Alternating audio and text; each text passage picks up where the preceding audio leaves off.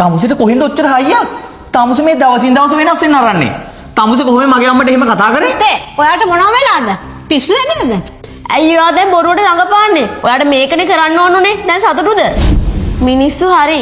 මිනිස්සුන්ට දෙයක් එකපාරක් පාවිච්චි කරාට පස්සේ ඒකේ වටිනාකම අඩු වෙනවා. නිපුණ ඔයාටත් එහෙමයි. ඔයාට බඳිනකම් විතරයි මගේ වටිනාකම තිබ්බේ. දැන් ඔයාට මගෙන් කිසිම වැඩක් නැහැ. මම යනවා. ඉතින් යනවා. මේ සම්බන්ධ කොහොමද නතර වෙන්න හේතුව මම නෙවෙයි. ඔහෙගේ අම්මා. එයා හැමතිස්සෙම තමුසට කෝල් කර කර ඔහෙගේ ඔළුව කෑවනේ මගේ වැරදි කීය. කෝල් එකක් ගත්තොත් ඔහෙගේ අම්මා කියන්නේ මගේ වැරදි විතරයිනේ. ඔයාට මේක දැම්ම තේරෙන්න ගන්න නෑ නර්තන හරිද? අපේ සම්බන්ධයෙන් නතර වෙච්ච දවසට තමයි තමුසට මේක තේරෙන්නේ මං කියන්නේ මොකද්ද කියලා. පුතේ ඔයත් ඕනෝටලා කලබල වෙලානේ. එයා තාම පොඩිනේ. ඔයා එක අඩියක් හරි පස්සට තියලා ඔයාලා දෙන්නගේ සම්බන්ධය රැක ගන්න. අම්මේ මම එයා තේරුම් ගන්න පුළුවන් හැම විදියටම තේරුම් ගත්තා. මමත් බලාගෙන හිටියේ එයා වෙනස් වෙවි කියලා. එයා වෙනස් වෙන්නේ නැහැ. ඊට වඩා හොඳයි අම්මේ මේ සම්බන්ධේ නතර වෙන එක. අඩියක් නෙවෙයි අම්මේ. මං එයා වෙනුවෙන් කීපාරක් ඉවසලා තියේ.